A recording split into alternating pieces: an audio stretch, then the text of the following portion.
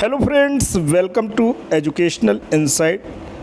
दोस्तों, ऑनलाइन हाज़िरी के दूसरे दिन ही ऑनलाइन हाज़िरी गिरी धड़ाम। जी हाँ दोस्तों, पूरे प्रदेश में शिक्षकों की हाज़िरी शून्य दर्ज दोस्तों की गई है। जी हाँ दोस्तों, बात करते हैं उत्तर प्रदेश में बेसिक शिक्षा परिषद के नियंत्रणाधीन जो परिषदीय विद्यालय हैं, वहाँ महानिदेशक स्कूल शिक्षा श्रीमती कंचन वर्मा जी द्वारा आदेश जारी किया गया था, यही कि 8 जुलाई 2024 से शिक्षक डिजिटलाइजेशन का कार्य करेंगे।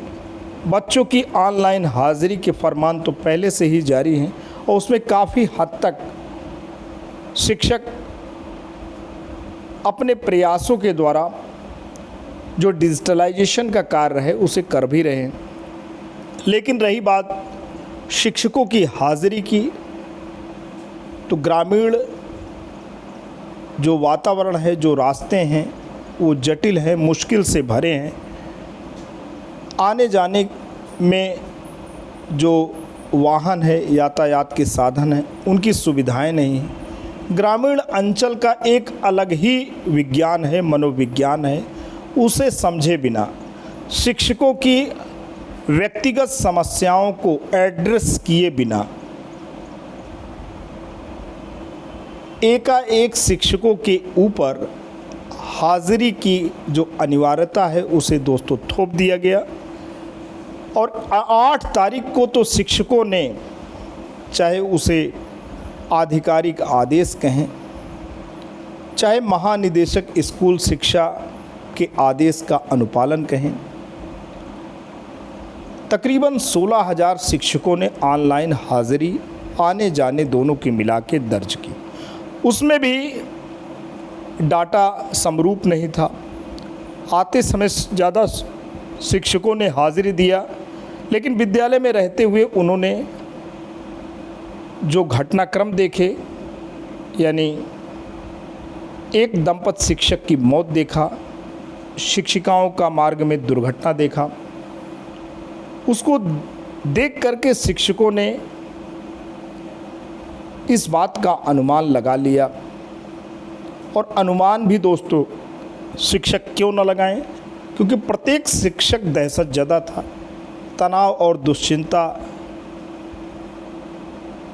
को लेकर के अपने अंतर मन में व्याकुल था, पीड़ित था और वेदना उसे परेशान कर रही थी। और बात काम करने की नहीं है, तो शिक्षक ऐप को खोल करके, पूरे प्रदेश में शिक्षक ऐप को खोल करके उसकी कार्यकुशलता, उसकी क्षमता का परीक्षण भी कर रहे थे। और दोस्तों, ये देखा गया कि जो ऐप है वो घंटों उसकी फंक्शनिंग बहुत ही शिथिल, मंद और कहीं शून्य की स्थिति में रही। शिक्षकों को ये लगा कि जो दैनिक कार्य है, सहजता से विद्यालय आने, बच्चों को अनुशासन का पाठ पढ़ाने और जो नई पीढ़ी है उसको कुछ देने का जो ज़िम्मा है, जो पावन पेशा है, उसके साथ ही न्याय नहीं हो पा रहा है। क्योंकि ये जो टैबलेट है, इसकी जो प्रोसेसिंग है, इसमें जो सिम है, उसकी जो कार्यशैली है, वही दोस्तों धोखा दे रही थी। शिक्षक तो अपने उच्चाधिकारियों के आदेश के अनुपालन में विद्यालय प्रांगण में दोस्तों पहुंच ही गए थे और जो भी उनके पास साधन थे, संसाधन थे, उसके माध्यम से पुरजोर कोशिश भी कर रहे थे। लेकिन जो भी शिक्षक 16,000 हाज़िरी दिए हैं वो किसी तौर तरीके से दिए हैं, यानी बड़ी परेशानी में भी वो हाज़िरी लगी है। वो हाज़िरी सामान्य दशाओं में हाज़िरी नहीं थी। शिक्षकों ने ये महसूस कर लिया कि जब इस हाज़िरी को देने में इतनी जद्दोजहद करनी पड़ रही है, पूरा का पूरा दिन उनका शिक्षा विषय केंद्रित न होकर के तनाव विषय केंद्रित रहा, दुश्चिंता विषय केंद्रित रहा। और आदेश के, उच्च अधिकारी के आदेश के अनुपालन में एक असहज सा माहौल विद्यालयों में दोस्तों बना रहा। उसके बाद शिक्षक संगठनों की मुहिम, उनका लामबंद होना, उनका संगठित होना उनका नाना प्रकार के उदाहरण देना, सुविधाओं से वंचित उनके जीवन का होना, अन्य विभागों में जो कि और भी सरकारी कर्मचारी हैं वहाँ ऐसी बातों का ना होना, उन्हें लगा कि पूरी की पूरी सरकार बुनियादी जो शिक्षक हैं उनके पीछे पड़ चुकी है। और ये चाहे सोशल मीडिया में ट्विटर अभियान हो, चाहे पत्र या मीडिया की सुर्खियों में हो, चाहे कलेक्ट्रेट परिसर पे इकट्ठे होने हो, चाहे बीआरसी परिसर पे इकट्ठे होने हो, पूरे प्रदेश में शिक्षक एकत्रित होते गए और उनका संगठन, उनका एकत्र होने का प्रयास और सोशल मीडिया पे तमाम तरह की मैसेजिंग ने दोस्तों रंग लाया। और आज 9 तारीख को, आज 9 जुलाई 2024 को ये ऑनलाइन हाज़िरी धड़ाम से गिर गई और शून्य की स्थिति में हाज़िरी पहुंच चुकी है। अब देखना है कि आला अधिकारी, जो उच्च स्तर के अधिकारी हैं, जो कि पॉलिसी मेकर हैं, जो शिक्षा के क्षेत्र में ज़मीनी और धरातल की हकीकत को दरकिनार करके पत्र तैयार करते हैं, ऐसे निर्णय लेते हैं जिनको मूर्त रूप में परिणत करना ही एक टेढ़ी खीर जान पड़ती है। उनको दोस्तों सूझ आएगी, उनका विवेक जागृत होगा, उनके द्वारा जो भी डिसीज़न लिए जाएंगे वो डिसीज़न व्यवहारिक होंगे, लोगों की समस्याओं के साथ न्याय करने वाले होंगे। जब तक शिक्षकों की जो पीड़ा है, जो वेदना है, उनकी जो रियल प्रॉब्लम है, उनकी जो रियल साइकी है, ग्रामीण अंचलों में वो किस तौर तरीके से नौकरी कर रहे हैं, उनका अपना घर परिवार है, समाज से वो किस तौर तरीके से तालमेल बिठा करके किसी तरीके से बच्चों को शिक्षा दीक्षा दे रहे हैं। बच्चों के नामांकन के लिए लाख प्रयास करने के बावजूद भी अभी 3 महीने की उनमें आयु सीमा में छूट मिली हुई है। निजी विद्यालय की ओर सरकार की रहम दृष्टि है, वहीं सरकारी विद्यालयों के प्रति सरकार की जो दृष्टि है वो दूसरे तौर तरीके की है। बच्चे 3 वर्ष के बाद ही, अभिभावक कोई भी लेमैन गार्जियन भी होगा, वो 3 साल के बाद ही उसकी दिली इच्छा होती है कि बच्चों को विद्यालय ले जाए। आंगनबाड़ी केंद्रों की स्थिति खस्ता हाल है। आंगनबाड़ी जो विद्यालय हैं उनका जो बाल विकास एवं पुष्टाहार विभाग है, उसको बेसिक शिक्षा विभाग के साथ समन्वय करके चलने की सरकार की मुहिम है। लेकिन दोनों जो डिपार्टमेंट हैं उनके तौर तरीके अलग हैं और उसमें पिसता है प्राथमिक विद्यालय का शिक्षक। 3 से 6 वर्ष की अनिवार्य शिक्षा के चलते उसे दोस्तों बच्चे ही नहीं मिलते हैं और 6 वर्ष आते आते बच्चे निजी विद्यालयों की ओर रुख कर लेते हैं, लिहाजा नामांकन कम होता है और प्राथमिक के शिक्षक के ऊपर नकारा होने के आरोप लगते हैं। आज हम पूरा का पूरा आपको दिखाएंगे। इस वीडियो पे आपको बने रहना है। पहली बार विज़िट कर रहे हैं तो लाइक, शेयर और सब्सक्राइब आपको करने हैं। आज आपको दिखाएंगे कि हमारे माननीय जो गण हैं वो भी दुखी और परेशान हैं। शिक्षकों की जो पीड़ा है, जो उनकी वेदना है, वो उससे बिल्कुल कोरिलेटेड है, उनके साथ सहानुभूति रखते हैं और सरकार की इस मुहिम में वो भी शिक्षकों के साथ हो चले हैं।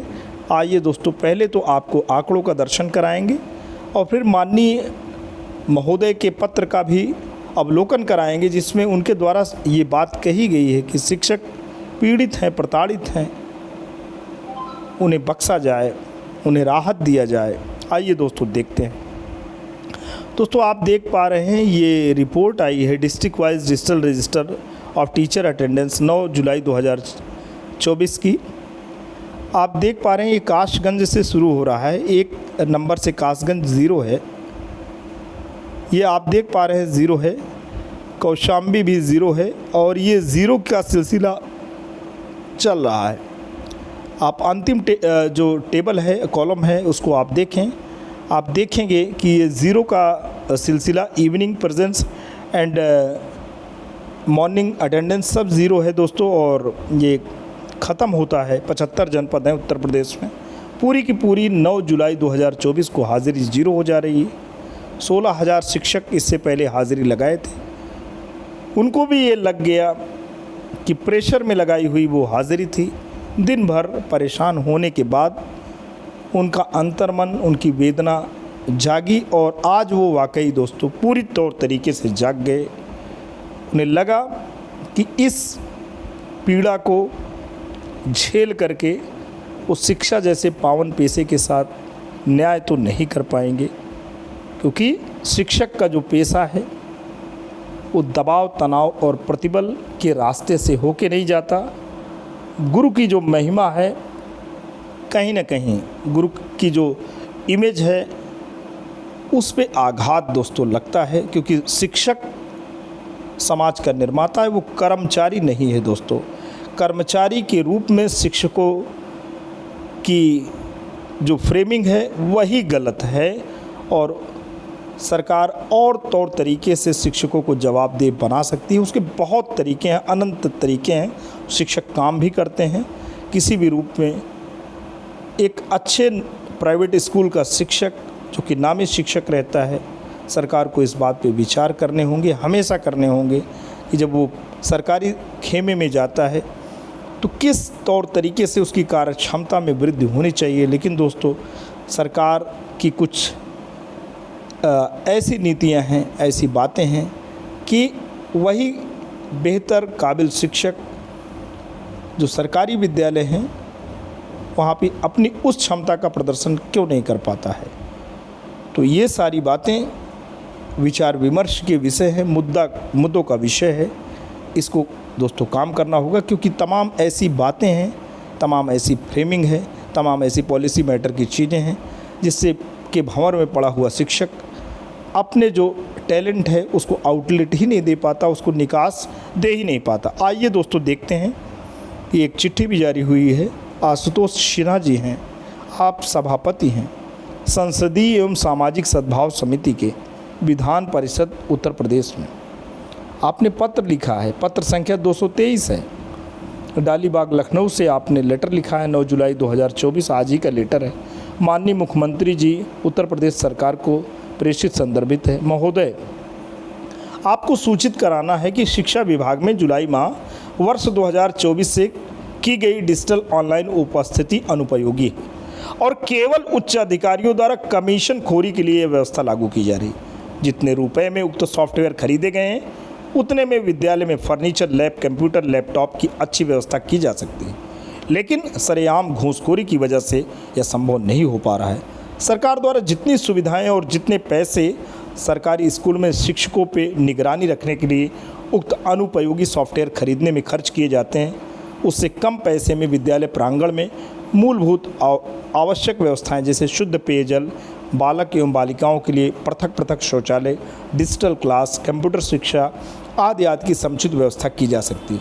किंतु शिक्षा व्यवस्था के लिए आवश्यक उपरोक्त बिंदुओं के अनुरूप धनराशि व्यय न करते हुए शिक्षकों, विद्यार्थियों के लिए गैर ज़रूरी डिजिटल ऑनलाइन उपस्थिति, प्रत्येक सुबह की बच्चों के साथ सेल्फी आदि में व्यय को बढ़ावा दिया जा रहा है, जो कि शिक्षकों के शिक्षण कार्य में बाधा स्वरूप कार्य करता है। एवं ऐसी कुव्यवस्थाओं की वजह से सरकारी स्कूल प्राइवेट स्कूलों से लगातार पीछे होते जा रहे हैं।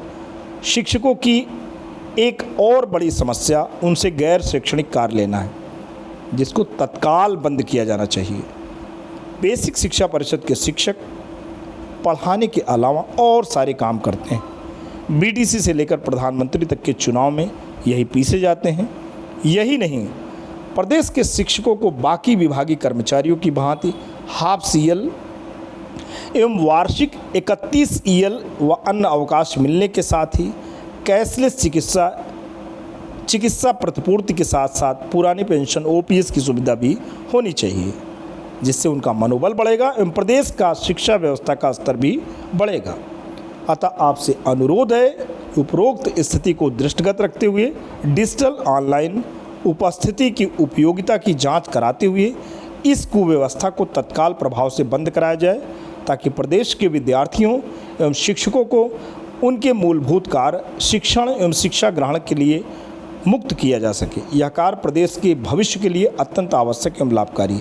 सादर भवदी श्री आशुतोष सिन्हा जी। तो दोस्तों, आपने देख लिया कि शासन स्तर तक भी इस पे विचार विमर्श होने लगे हैं। सरकार को ये सोचना होगा कि पूरे तौर तरीके से शिक्षक लामबंद हैं, संगठित हैं और अपने ऊपर जो हमले हो रहे हैं उसको लेकर के दुखी और परेशान हैं। शिक्षकों का जो पुनीत पेशा है, शिक्षकों को स्वतंत्र करना होगा,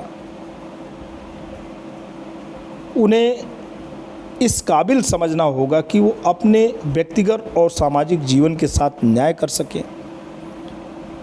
अन्य जो कर्मचारी हैं, जो शिक्षाकर्मी हैं, उनको जो ईएल मिलती है, उनको जो सीएल मिलती है, जो उनको हाफ सीएल मिलती है, वो सुविधाएं उन्हें मिलनी हैं।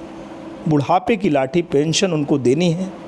ये सारी व्यक्तिगत और सामाजिक जो कल्याणकारी बातें हैं उस पे काम हो जाए तो ज़रूर शिक्षक सरकार से के कंधे से कंधा मिलाकर के काम करेंगे, हमेशा काम करते आए हैं।